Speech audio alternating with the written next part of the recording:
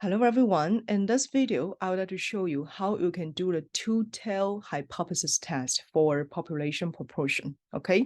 So in this example, I want to test if the college graduates, okay, if the proportion of the college graduates from our survey people will be exactly equal 50% or not, okay?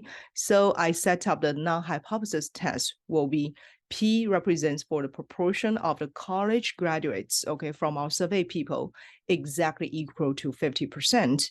Alternative hypothesis test will be this proportion of college graduates not equal 50%, okay? So this is the two-tail test.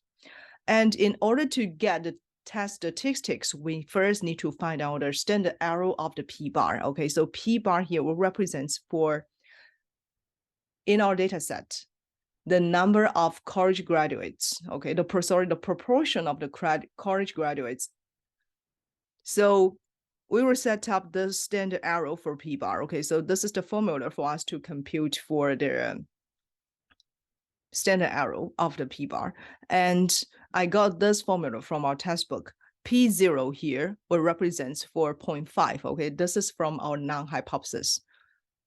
And then based on the standard error of the p-bar, we can compute for the test statistics. So Z will represent for our test statistics, okay? So all those formulas are from our textbook. Then we need to see how we can get the p-value or critical value from our Excel. We need the sample size, okay? So first, the sample size will equal 30. And then you can compute for the number of their graduates. So in this column, okay, college graduates, if it equal 1 means this person, the survey people, okay, graduate from college. If equal 0 means the survey people is not graduated from college, okay? So we have totally 11 people, okay, graduates from college. Therefore, we can compute a p-bar, okay? This will shows the proportion of the people who graduates from college in our survey data. So this one will just equal college graduates, okay, divide the sample size, okay? So here we can get a p-bar. And then you will put a p0. This is from our non-hypothesis equal 0.5, 50%. And then we can compute for the standard error. So standard error here, you can see I put a formula, okay? It will just equal the square root, okay? You put a square root here. It's the square root of the p naught, or p0 times 1 minus p0, right? And then divide the sample size. Okay, divide the sample size. So here we can compute the standard error. And then we can also compute the test statistics. So this Z statistics will just equal p-bar, subtract p0, and then divide the standard error, okay?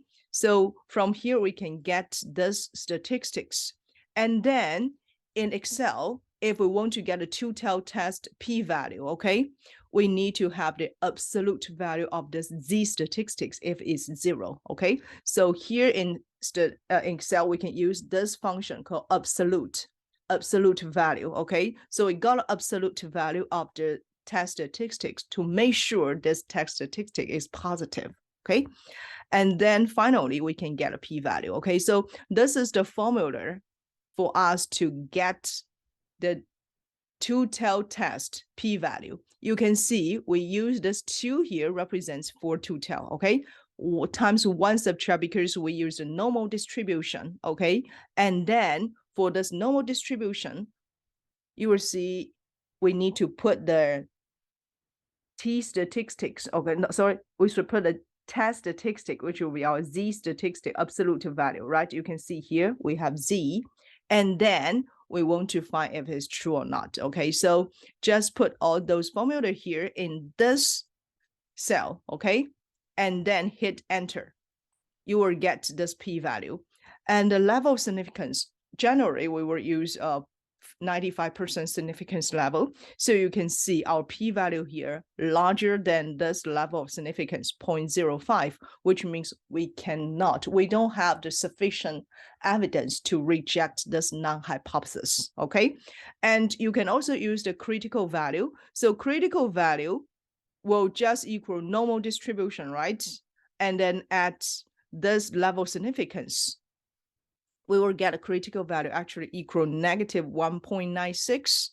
And from our test statistics, negative 1.46, which is on the right-hand side, okay, on the right-hand side of this critical value, which also means we cannot reject this null hypothesis. Okay, so from this video, I show you how you can do the two-tail hypothesis test for proportion. Thank you so much.